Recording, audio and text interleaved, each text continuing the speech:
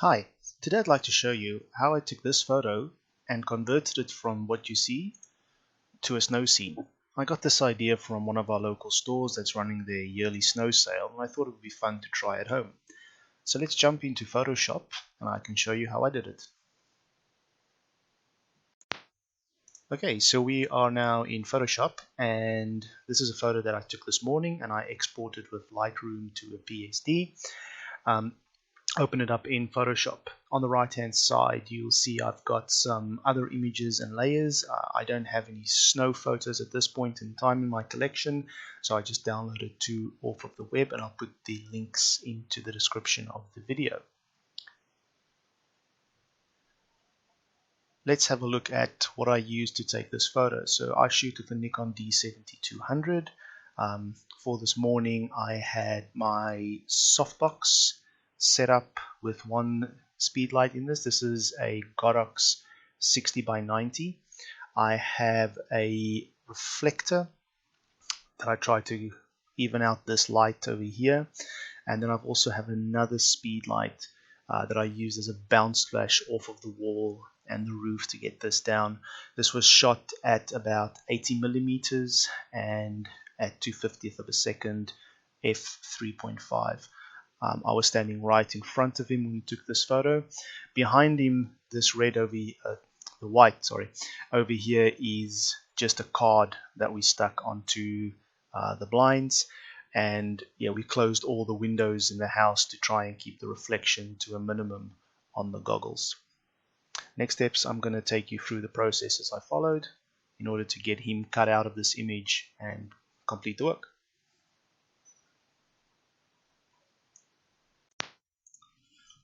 So when working in Photoshop, I like to work in lots of different layers and make copies of the layers so that I have something to refer back to, or if I've made a mistake I can go back. So how you make a copy of a layer is you click on your layer and you drag it down to the little page icon and it gives you a copy. To delete it, you just drag it down to the dustbin, and then you can also change the order of these. So I created a new layer just by clicking on that, which is just filled with white, and I've created another copy of my background layer that is that I'm going to use to cut out just the subject. So going back to enabling these two, make sure you select the layer you are busy with. So in order to get him cut out and have nothing in the background, I was first going to use the polygon or the magnetic lasso tool, but actually I just used the magic wand, which seemed to have taken care of everything. So I just clicked once, you can see it's outlined most of it, and I can just press delete there and then click on it again, press delete, and this does leave a little bit on the side that we may want to come back and remove.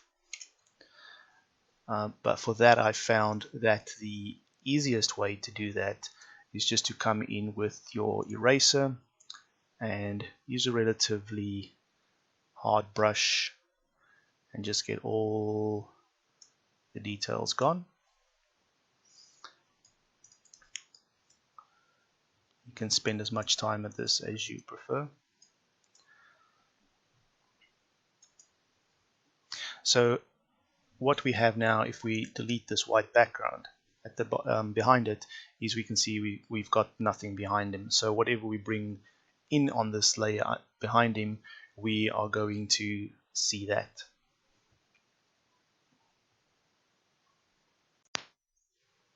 So now that we've got the background deleted and only the subject left, we can actually start working on the background. So as I said, I just went onto the web and I found an image that I thought was really cool, and I would just then, in this case, copy and paste the image as a new layer into Photoshop, and I can just drag it behind the subject, and there we can see it's nicely in there. Now because of the low aperture that I use with it, it's starting to blur on the edges. It doesn't have sharp edges, so what I thought I'd do there is I would do a blur on the background as well. You do that by basically just going to your filters and you go to blur, and I use the Gaussian blur, and you can play around with this to see how much you want it blurred. And I thought that around 9.4, maybe even a little bit less, it looked right to me. You can still make out what's happening in the background, yeah, but it folds in nicely with the blurriness of the subject because of the low f-stop. So there you can just click OK, and that would save that. So as I said, I like to use layers, so I created a layer that's already got the blur in there, and as I move that down, I basically, you'll see the blur coming up, and then you've got the second step.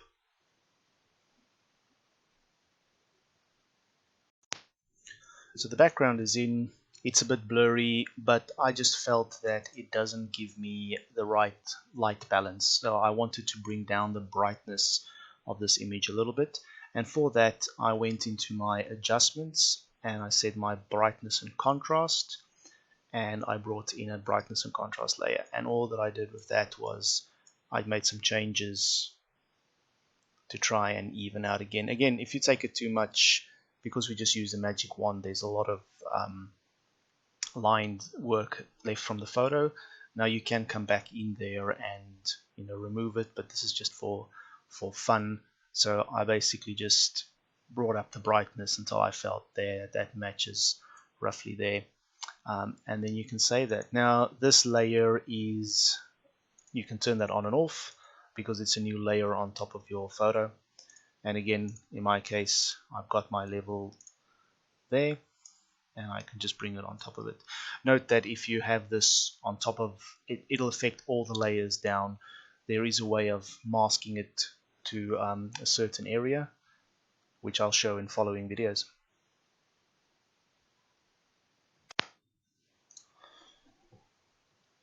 So the next step, we're going to remove the section of the goggles. So just to quickly recap, what we've done is we've brought in an image, we've taken out the background of that image, brought in a new one, which is the trees in the back, added the blur to that, and we moved our images around a little bit.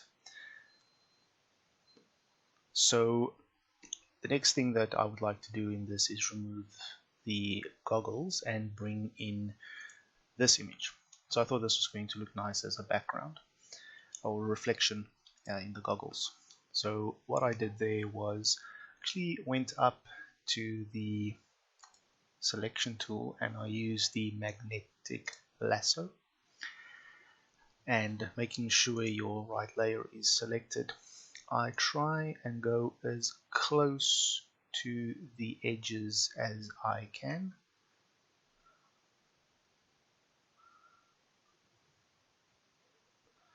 You see it will try and snap to as many points as it possibly can.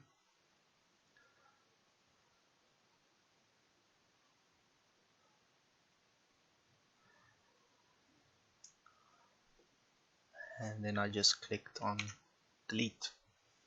So that gives me a scary looking image, but as soon as I bring the other image in behind it to make it visible, we can start to see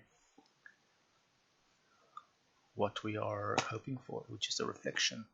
Now obviously it's not looking very good at the moment, it's not very clean, so what I do in this case, I deselect everything that I have, and I may go one more time with the lasso tool to see if I can get around that angle. I'm on the wrong layer. Select my subject again, so I just want to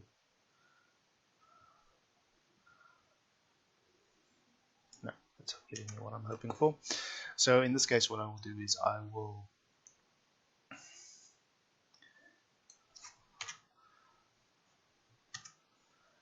go on layer and say layer mask, and I will say give me a layer mask as reveal all. Now layer mask, if you know Photoshop, where you paint black, it removes, and where you paint white, it brings it back to you. So if I flip that around and I go paint over with white again, so I'm going to use that. But before I do that, I think what I want to do is I want to get this sized correctly for what I'm looking at. So, and this is just personal preference of what you want to see in your image. This may not be the same as the one that I've done previously. I think that'll look okay. And then I just go with the eraser and that's the wrong tool.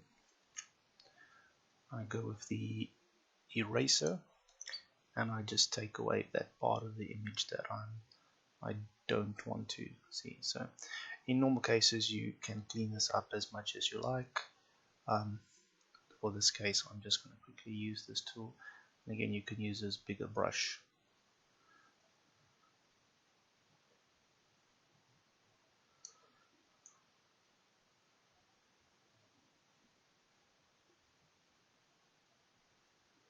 So while I delete this, I will skip through this image and I'll come back.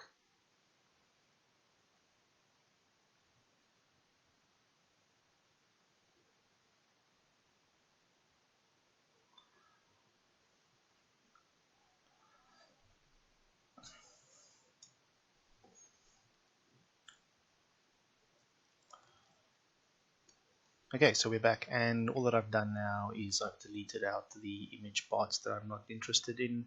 I go back to my subject and I'm on black now.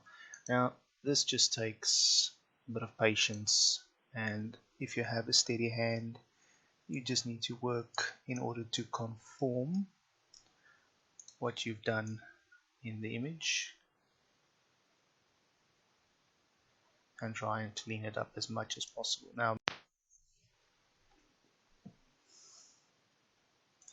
so we're still just cleaning up here with the layer mask. Now this can get as finicky as you would like it to be, or as precise. You can maybe want to zoom in a little bit more, to get into the details of this. It depends. If you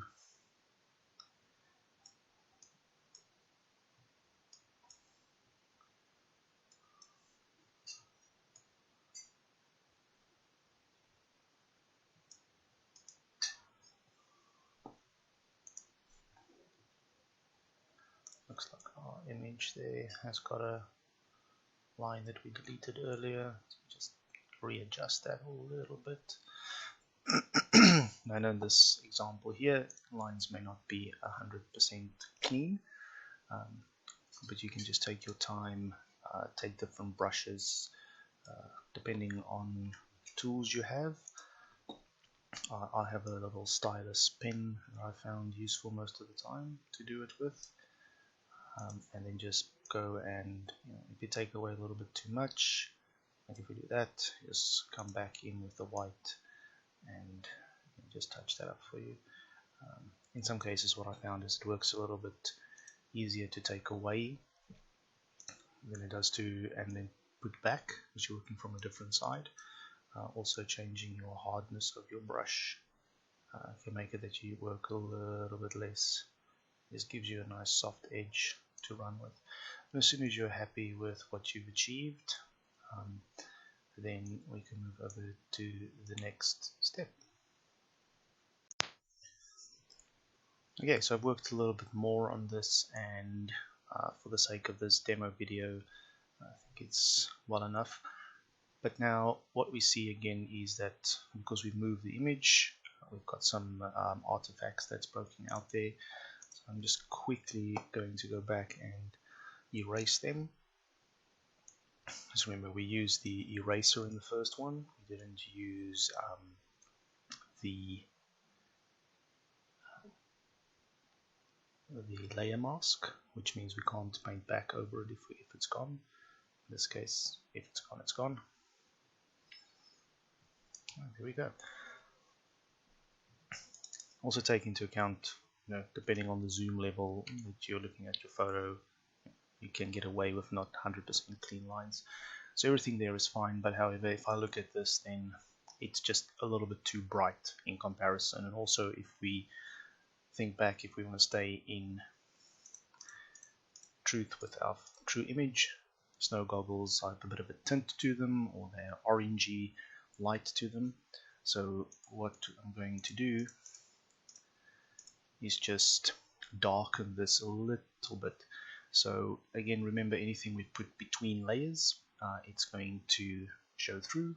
So I'm going to bring in a brand new layer, and it's between these two items. So if I've got my brush selected at the moment, and I've got a nice red, so if I was to write there, you should be able to see it. But again, it's not going to go anywhere through the rest of the image. So all that I'm going to do is I'm going to take a nice large brush, so I want it localized, and I'm just going to fill that with black.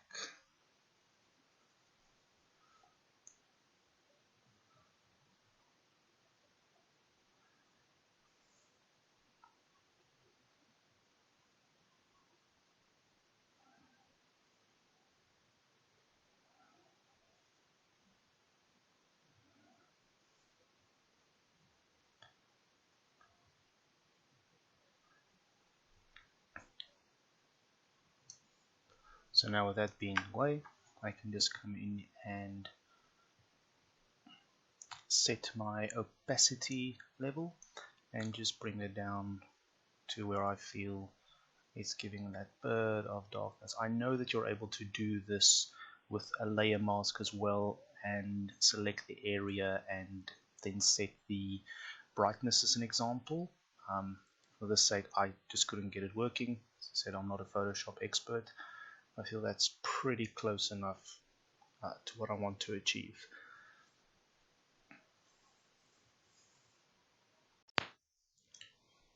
So this is the one that I did, that I showed you the image previously of. So this is the completed object. As you can see, spend a little bit more time cleaning up the lines. I can most probably spend a little bit more here on the ridge, but for me that's well enough. And if you look at the difference for before and after, we have a nice little photoshopped image of a snow vacation. You can try this with anything that you like, and then export it to JPEG. So thank you for watching this video. If you like this, please click on the subscribe button and follow me on my Facebook website.